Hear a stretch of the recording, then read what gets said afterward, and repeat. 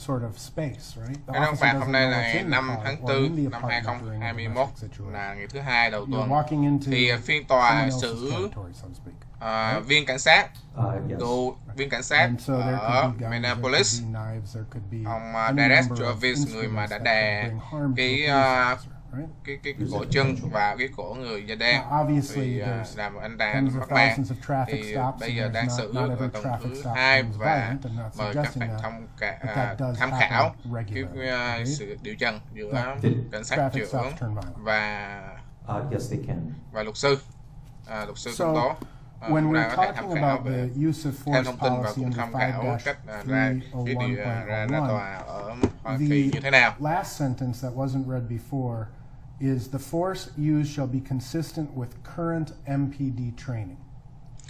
Luật sư hỏi là cái hành động Now, mà there's a difference between đè cái chân đó thì có policy phải là change cái and like a người best viên cảnh sát, practice cựu viên cảnh change. sát có được Do you huấn agree with luyện về cái điều đó trong Can you quá trình huấn luyện của sở cảnh sát không? So there are certain times where the policy, it's with respect to the use of force, may specifically change to prohibit a particular style or use of force, right? Yes. So thinking about in the old days, officers used to wear like weighted gloves to make their punches more effective, right? Yes.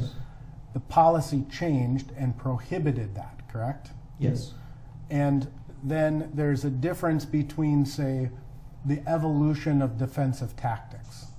Would you agree with that? I mean, the defensive tactics training you received in 1989 is much different than the defensive tactics training that's taught now, right? Yes.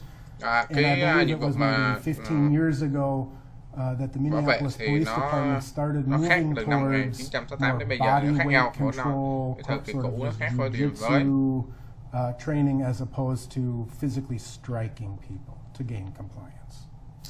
And are you referencing policy or training? Training. I believe so. About 10-15 years ago, agreed? And that was sort of highlighting the evolution, as you kind of described it in your direct examination, of policing since you've become a police officer. That's Yes. one way it's evolved. Yes.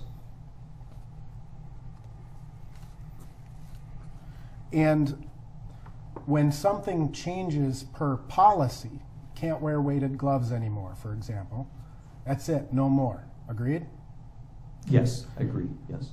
But if the policy, if training, for example, evolves into a best practice, it doesn't prevent an officer from learning a technique he learned earlier in his career. It just may not be the best practice anymore.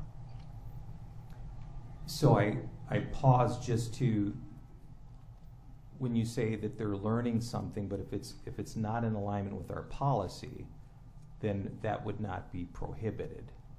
If I'm hearing you correctly. Let me try to explain. Like, so if an officer was trained in a particular handcuffing technique, and then they go to their defensive tactics training and they say, this is a better way to handcuff a suspect, it's not a policy change, it's just a best practice change. And they can still use the old way they did it. It would, Counselor, it would have to be something that the training staff would have to, not just an officer saying, I want to do it this way, and I mean, it's something that would have to be authorized through our training staff. Yes. So we could talk about that kind of thing with the training, the use of force defensive tactics training, right? That would be the better place to talk, better people to talk to about that? Yes, yes. Okay. All right. Now, when we're talking about active aggression and active resistance, sometimes those two things are happening simultaneously. Agreed? It can be, yes.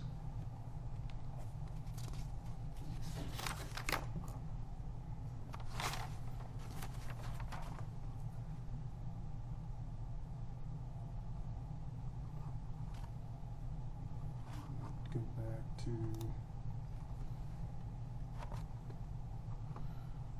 So now we were talking then about, again, the Graham versus Connor case and how that is incorporated into the Minneapolis Police Department policy. And I'm showing you Exhibit 217 now. It should be up in front of you. what we're basically talking about was a United States Supreme Court decision that outlined the objectively reasonable use of force standard, right? Yes. And Graham versus Connor is not limited to those three factors that you were read before, right? The Graham versus Connor analysis. Yes, correct. Those are three that are kind of listed, but ultimately it's not an all-inclusive list of considerations for the reasonableness of the use of force. Agreed? That would be my understanding, yes.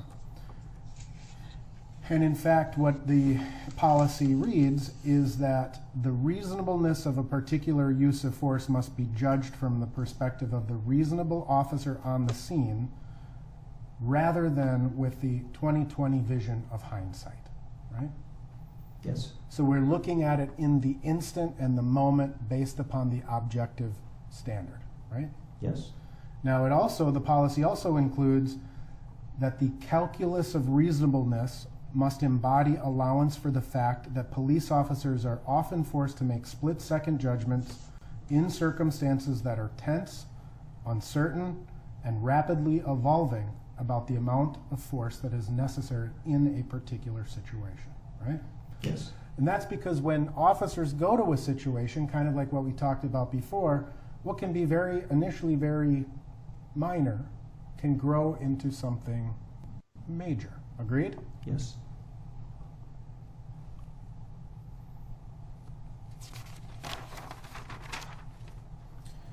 Now to show you Exhibit 219.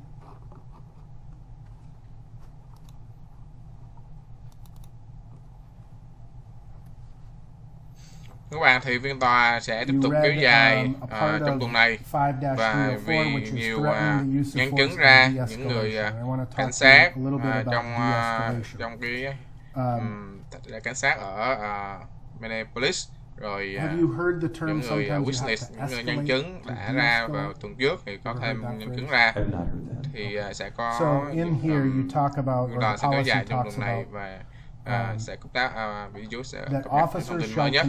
Đây là một cái phiên tòa đang điều trần giữa luật sư và viên cảnh sát trưởng của thành phố Minneapolis.